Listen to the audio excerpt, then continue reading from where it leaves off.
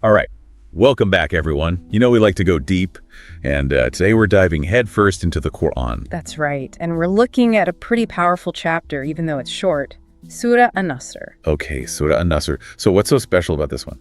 Well, it captures this really pivotal moment, a time of victory and the widespread acceptance of Islam. So it kind of sets the stage for what comes next. Exactly.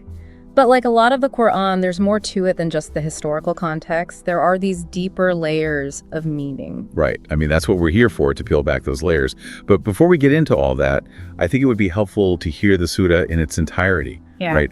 To let the words kind of wash over us before we start dissecting them. Definitely. It's short enough that we can really appreciate every single word. Exactly. So here we go. Surah An-Nasr. In the name of Allah, the gracious, the merciful.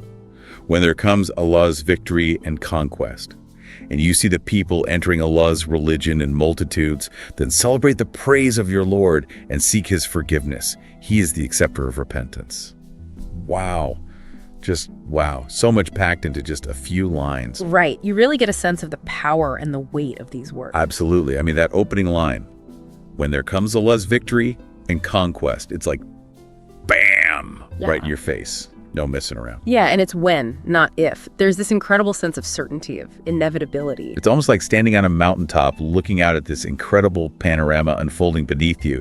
And then you see the people entering Allah's religion in multitudes. It paints such a vivid picture, right? It does, and it speaks to that universal human desire to belong, to find your tribe, your community. Right. Like, regardless of your background or beliefs, everyone wants to feel like they're part of something bigger than themselves. Exactly. And the fact that it doesn't specify who these people are suggests that the message was resonating far and wide, that there's something universal about it. Really makes you think, okay, so you have this incredible victory unfolding. People are coming together, united in their faith. But then that last verse, it's almost like a reality check, Instead of just basking in the glory of this outward success, it says, celebrate the praise your Lord and seek his forgiveness. Why the shift? It's a reminder, right, that true victory, lasting victory, isn't just about worldly success. It's about recognizing where that success comes from. Acknowledging a higher power, staying humble. Exactly. And in a way, seeking forgiveness is like an act of humility. It's acknowledging that we are still flawed, that we still make mistakes, that we still have room to grow. So even in the midst of triumph, it's important to stay grounded, because it's so easy to let success go to your head. It is. We've all seen it happen. Someone achieves a certain level of success and they start to think they're invincible. Right, like I did this, I'm amazing. Yeah. And that kind of thinking can be dangerous. It can lead to arrogance, to complacency.